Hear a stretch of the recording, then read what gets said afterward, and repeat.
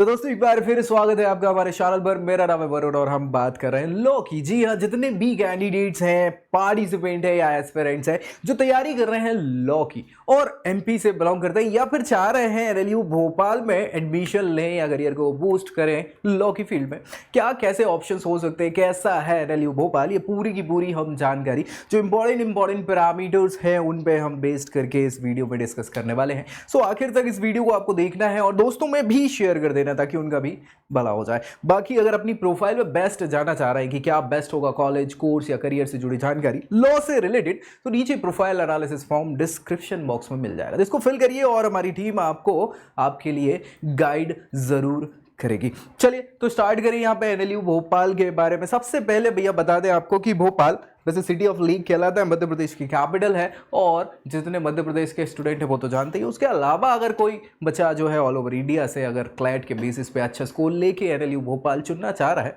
क्योंकि रैंकिंग में टॉप 5 पे आ रहा है एनआईआरएफ की रैंकिंग में।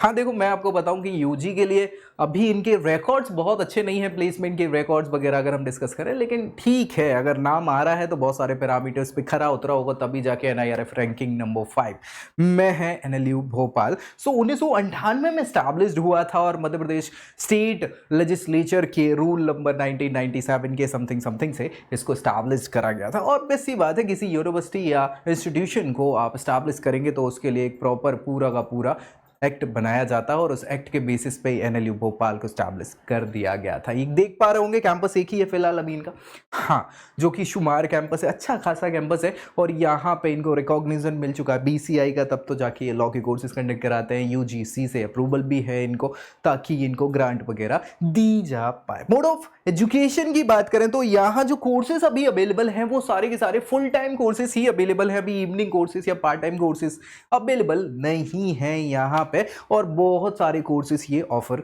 कर रहे हैं। यानी ये 4 कोर्सेज की बात करें सो यूजी पीजी लेवल में 4 अलग अलग डिफरेंट कोर्सेज ये प्रोवाइड आपको यहाँ पे कर रहे हैं। अगर सीट्स की बात कर ले तो टोटल 180 प्लस सीट्स जो हैं यहाँ एनएलयू भोपाल में आपको मिलने वाली हैं इन सारे कोर्सेज से रिलेटेड। नंबर ऑफ स्कॉलरशिप्स की बात कर ले तो 2 स्कॉलरशिप है। जैसे अगर हम बात करें तो एक तो मेरिट बेस होगी, एक नीड बेस होगी, ऑब्वियसली बात है। तो ये स्कॉलरशिप है, बाकी हम डिटेल में डिस्कस आगे करने वाले हैं, डोंट वरी।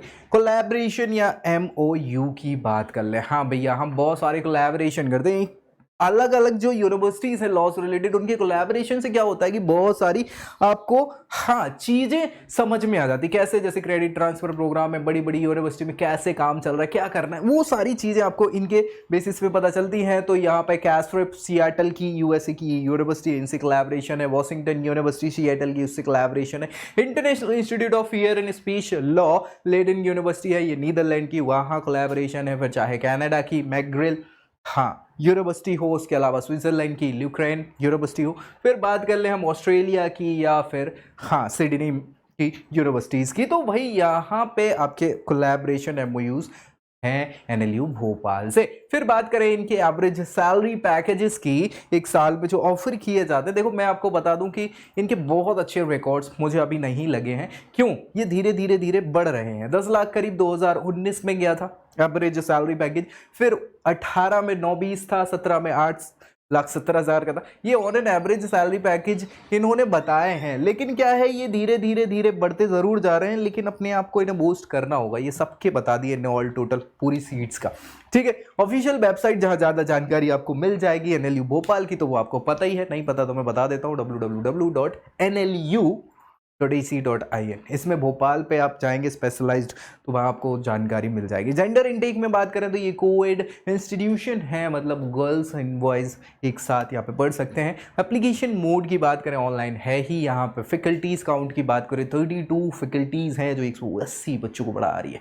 रैंकिंग जो शुमार है तो मैंने आपको बताई दी है ना, आईआरएफ रैंकिंग 2021 में 14वें नंबर की थी, अभी बढ़ के हाँ और अच्छी रैंकिंग पे ये आ गए। इंडिया टुडे ये प्राइवेट रैंकिंग है, नहीं इससे बात करने का कोई मतलब नहीं, भले तीसरी रैंकिंग दे उससे कोई मतलब नहीं। कोर्सेस और फीस स्ट्रक्चर की बात करें 2023 में क्या क्या ये हमें पता है, 4 कोर्सेज ऑफर कर रहे हैं, उनकी क्या कैसे फीस स्ट्रक्चर है उस पर बात करें तो एमए का एक कोर्स ये कंडक्ट कराते हैं जिसकी फीस 2 साल की, एमए 2 साल का ही होता है, मास्टर है ना, ऑफ आर्ट्स जिसको बोलते हैं 1,49,000 यानी 1.5 लाख करीब रुपए जो है वो ट्यूशन फीस वगैरह इनकी 2 साल के कोर्स की है। ग्रेजुएशन होना इंपॉर्टेंट है, 50% मार्क्स है, ये एलिजिबिलिटी क्राइटेरिया है इस कोर्स के लिए।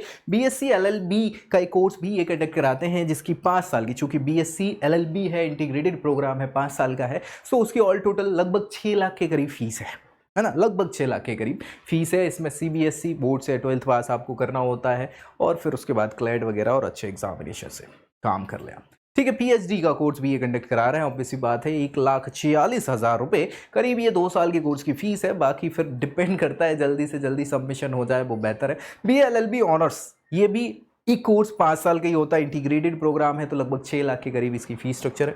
45% आपके 12th में होने चाहिए, क्लैट के बेसिस पे अच्छे मार्क्स आएंगे रैंकिंग में तो आपको ये इंस्टीट्यूशन मिल जाएगा या कोर्स आपको यहाँ पे एडमिशन मिल जाएगा। एलएलएम का कोर्स है, ऑब्वियसली बात है, ये पीजी कोर्सेज है। सो एलएलएम 2 साल 1 साल ये डिपेंड करता है कितने का आप कर रहे हैं। सो 1 साल के कोर्स की फीस यहाँ पे 1,10,000 से 1,70,000 के आसपास है। 5 कोर्सेज हैं एलएलएम के अलग अलग यहाँ पे, सो उनमें वेरी कर जाती है ये फीस स्ट्रक्चर है। ग्रेजुएशन 50% के मार्क्स होने चाहिए, क्लाइट के बेसिस पे आपको यहाँ एडमिशन इन कोर्सेज में मिलने वाला है। तो भाई ये रही बात किसकी, कोर्सेज की। अब बात स्कॉलरशिप की करें तो स्कॉलरशिप ये जो प्रोवाइड कराते हैं तो मैं आपको बता चुका हूँ, लेट जस्टिस जीएस वर्मा साहब जो एमपी से बिलोंग करते थे, उनके नाम पर मेरिट कप मीन स्कॉलरशिप, ये फुल ट्यूशन फी वेवर का स्कीम है या स्कॉलरशिप है जिसमें आपकी पूरी ट्यूशन फी वेव ऑफ हो जाती है। लेकिन इसके लिए क्या करना पड़ेगा, मेरिट कम है ना, जी हाँ, आपको अच्छे मार्क्स लेके आना पड़ेगा, मेरिट में होके आना पड़ेगा। फिर मेरिट कम मीन्स भोपाल के एनएलयू भोपाल के लिए स्कॉलरशिप ही अलग से प्रोवाइड कराई गई है, हाँ, जिसमें आप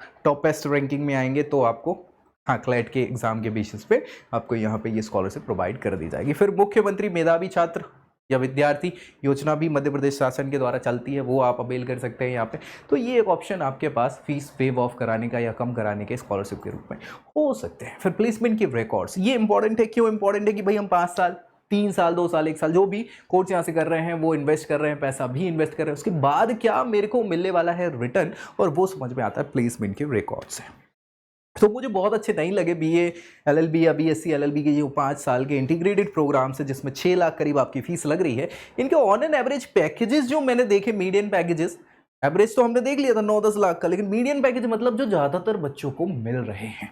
सो ज़्यादातर बच्चों को आप देखें तो 1.5-2 लाख के पैकेजेस मिल रहे हैं अभी बीए एलएलबी या बीएससी एलएलबी के प्रोग्राम्स में। जितनी फीस लग रही थी उतना ही मिल रहा है, तो क्या ही मतलब उसके लिए घर से फिर पैसे मंगाने पड़ेंगे। एलएलएम में ज़रूर थोड़ा सा इनका ठीक है, मीडियन पैकेज 6 लाख के करीब, या फिर एमए के कोर्सेज में 5.5 के करीब का इन्होंने बताया हुआ है। सो ये पैकेजेस इस मामले में ठीक है, इसलिए ऑन एन एवरेज आप 9-10 लाख के बता रहे हो कि सारे स्टूडेंट्स में, सारे स्ट्रीम्स में, सारे कोर्सेज में ऑल ओवर एवरेज प्लेसमेंट हमारे क्या हो रहे हैं, 9 लाख 10 लाख बढ़ाते हुए आप स्ट्रक्चर अपना बता रहे हैं। लेकिन आप देखें सबसे ज़्यादा बच्चे बीएससी बीकॉम मतलब बीए एलएलबी या बीएससी एलएलबी करेंगे यहाँ से, और क्या, ज़्यादा सीटें वही की है, फीस भी ज़्यादा आप वहीं से ले रहे हो, तो वहाँ बच्चों को आप जो दे सकते हैं वो नहीं दे पा रहे हैं। इस पर थोड़ा सा वर्क आपको करना पड़ेगा, ये इंपॉर्टेंट है। बाकी इंफ्रास्ट्रक्चर और फैसिलिटी की बात कर ले, सो देखो एक अच्छे इंस्टीट्यूशंस में वो सारी फैसिलिटीज़ होती हैं जो एक बच्चे के ओवरऑल डेवलपमेंट के लिए इंपॉर्टेंट होती हैं। जैसे लॉ के कोर्स की बात करें तो यहाँ प्रैक्टिस आपको करनी पड़ेगी मॉक सेशंस की, जहाँ पे आप हाँ लड़ाई कर रहे हैं, लड़ाई इन द सेंस